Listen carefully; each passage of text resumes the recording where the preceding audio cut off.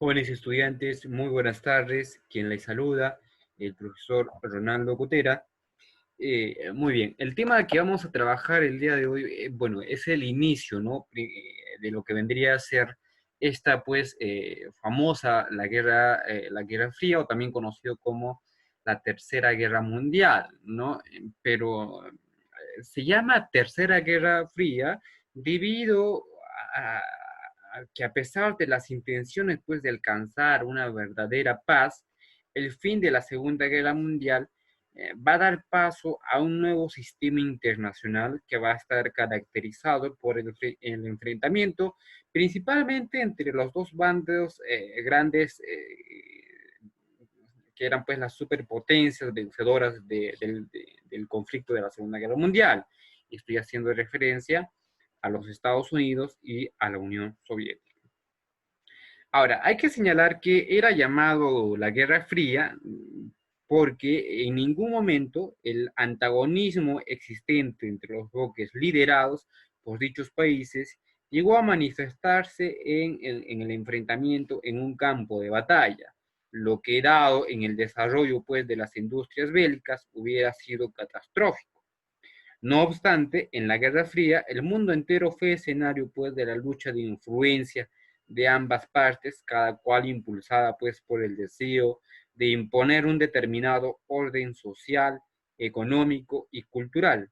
Por un lado, el comunismo soviético y por el otro, el capitalismo estadounidense. Muy bien, vamos a entrar entonces a señalar que, como les había señalado, la Guerra Fría se va a dar después de la Segunda Guerra Mundial. ¿Cuáles van a ser las principales características de la Guerra Fría? Una de ellas es que se va a dar, esta va a ser caracterizado debido al enfrentamiento de entre las grandes superpotencias vencedoras de este conflicto.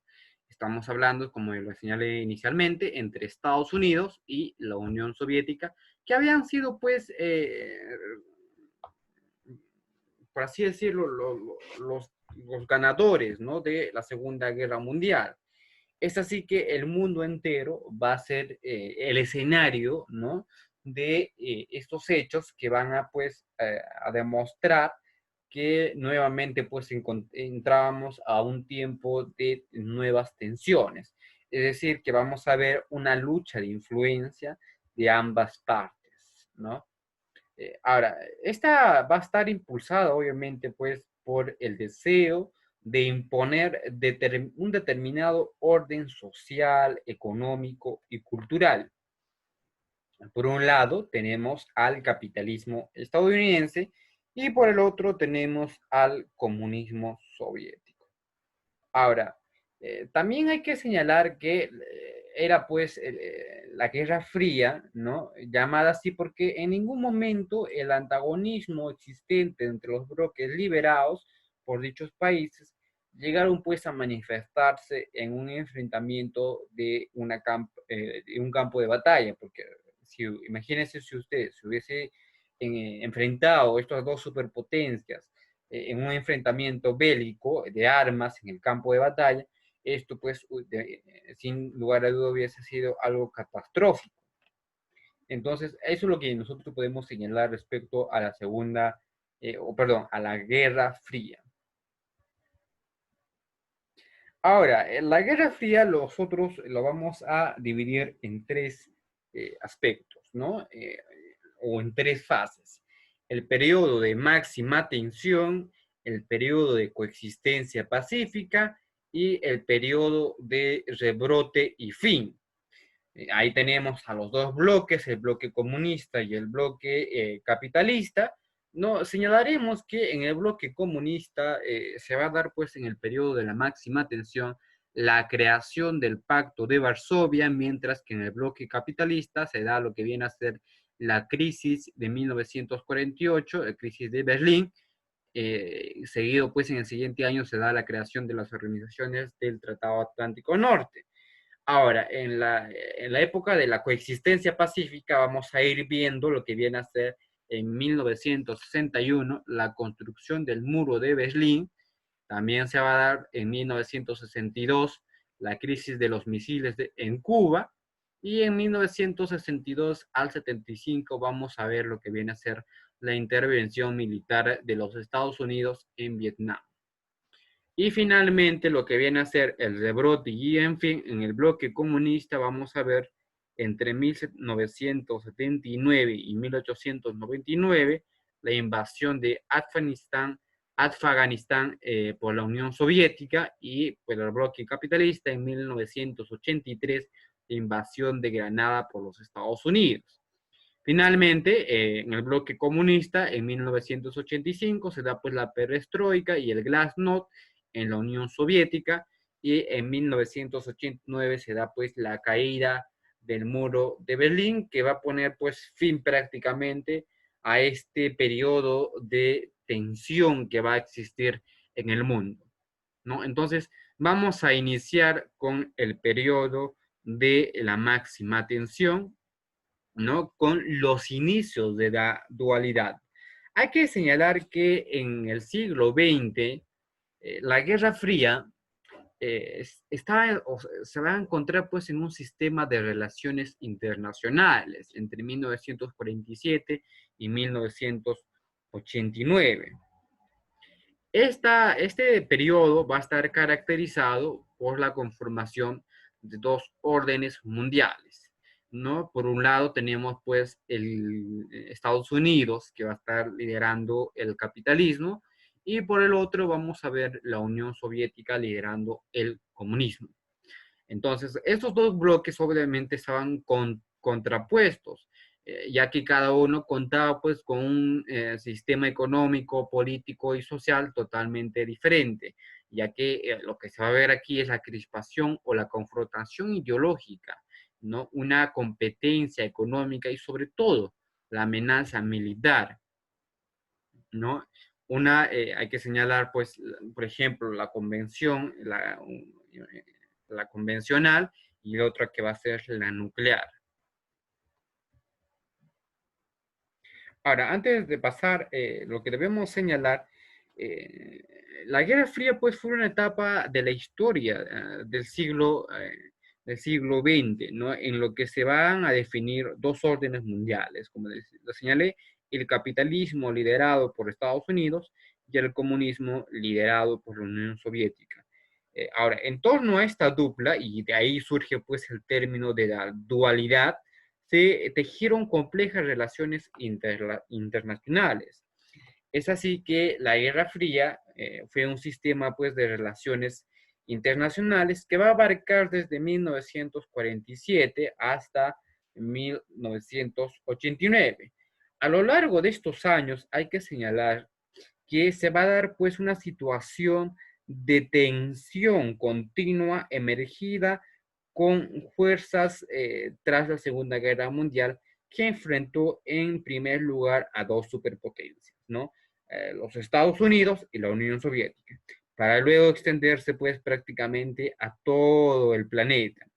En este caso se van a articular así dos bloques contrapuestos, cada cual con un particular sistema económico y político y social sobre todo, ¿no? Entre este marco, los casos de tensión extrema siempre pues, se resolvieron a través de conflictos localizados o más o menos lejanos de los centros neurálgicos, ¿no? De las dos superpotencias. Se van a desarrollar asimismo estrategias de acoso continuo que incluían pues la confrontación ideológica y la competencia, pero ante todo una amenaza militar tanto convencional como nuclear, ¿no? Así que los Estados Unidos y la Unión Soviética van a producir una gran cantidad de armamento. Ahora, respecto al bloque del este europeo, el deseo de la de la Unión Soviética de expandir su revolución comunista, ¿no? Hizo que los países capitalistas consideraran inevitable el enfrentamiento con ella, ¿no? Es decir, el enfrentamiento con los países capitalistas. En los países ocupados por el ejército soviético se llevaron, se llevaron a cabo lo que vienen a ser o se van a imponer los partidos comunistas, pese a ser minoritarios. Vamos a encontrar pues a las satélites soviéticas como Polonia, Checoslovaquia, Hungría, Rumania, Bulgaria, República Democrática Alemana. ¿No? Las no dependientes encontramos a Yugoslavia, ¿no? Y a Albania. Es así que en 1946 el primer ministro británico, Winston Churchill, hablaba pues de la cortina de hierro, es decir, el aspecto que dividía prácticamente, o sea, hablaba de una división por parte de Europa. Y justamente ahí es donde podemos observar, ¿no? Los organismos que se han ido firmando en el transcurso de estos enfrentamientos de estas superpotencias, como el Pacto de Varsovia, la Organización del Tratado del Atlántico Norte, el Pacto de Bagdad, la crisis de Berlín, la Guerra de Corea, ¿no? Ahí vemos que el mundo prácticamente pues se encontraba en un, por así decirlo, en un conflicto entre ambas superpotencias o entre ambas ideologías, ¿no? Ahora, las estrategias iniciales para los estadounidenses, Europa estaba debilitada. El dominio del ejército soviético en Europa Oriental y la influencia de los partidos comunistas en Italia y en Francia hacían temer una Europa sometida a la Unión Soviética. Además, Además, el desplome de los imperios coloniales podían pues terminar en un vacío de poder que podría aprovechar el expansionismo comunista. Esta situación ponía en peligro además la existencia de un mercado mundial que Estados Unidos necesitaba para alimentar su economía. Bajo este panorama, lo que hay que señalar es que en Europa la estrategia estadounidense se desarrolló en dos direcciones. En lo económico, se van a implementar lo que vienen a ser el Plan Marshall desde 1947 y en lo militar la creación de la Organización del Tratado Atlántico Norte desde 1949. En tanto, la Unión Soviética fomentó lo que viene a ser en 1947 la Cominform, es decir, la Oficina de Información de Partidos Comunistas y Obreros, pero como la disputa se desarrollaba pues a escala mundial, las dos superpotencias establecieron diversos tratados que buscaron contener a la otra, ¿no? Es decir, que cada uno creaba pues una forma para que la otra estuviese debajo. Es así que el desplome pues, de los imperios coloniales podía terminar pues, en el vacío de poder, donde vamos a ver el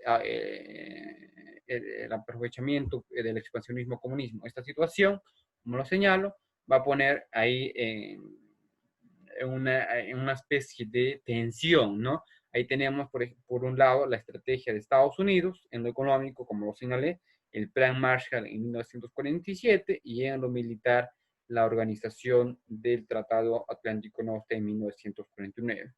Ahora, la Unión Soviética tampoco se quedó de los brazos cruzados, ya que se va a dar pues la creación de la Cominform en 1947, que era pues la Oficina de Información de los Partidos Comunistas y Obreros. Ahora, ¿cuáles fueron las alianzas estadounidenses y cuáles fueron las alianzas soviéticas? Hay que señalar que las alianzas estadounidenses se va a dar debido pues a la creación de las organizaciones de los Estados americanos, o conocido también hoy en día como la OEA, ¿no? En 1947. También se da el Tratado de Asia Oriental, ¿no? En 1950, conocido como el SEATO. También se va a dar lo que viene a ser la alianza de Australia, Nueva Zelanda y los Estados Unidos en ANZUS en 1951. Y en 1955 se va a dar pues el Tratado de Oriente Medio y finalmente además firmaron pactos bilaterales suscritos con España y Japón. Entonces esas van a ser pues las alianzas que Estados Unidos va a formar con estos países o con estas organizaciones. Por otra parte, las alianzas soviéticas tampoco se quedaron atrás, debido a que la fundación del Consejo de Ayuda Mutua Económica, o conocido como la Comecon, a la COM, en 1949, que buscaba pues integrar económicamente a los países de órbita comunista, de coordinar las políticas de planificación y asistencia técnica. También se va a dar el Pacto de Varsovia en 1955, ¿no? Donde se buscaba pues la organización de tipo militar que unía a la Unión Soviética con los países de Europa Oriental, con excepción de Yugoslavia, ¿no? Entonces, chicos, eso es lo que podemos señalar como los inicios, pues, de esta gran dualidad. En la siguiente semana vamos a entrar a hablar ya de lo que vienen a ser las fases y las armas. Ya, muy bien. Hasta aquí la clase del día de hoy. Espero les haya gustado. Nos estaremos viendo en la próxima semana.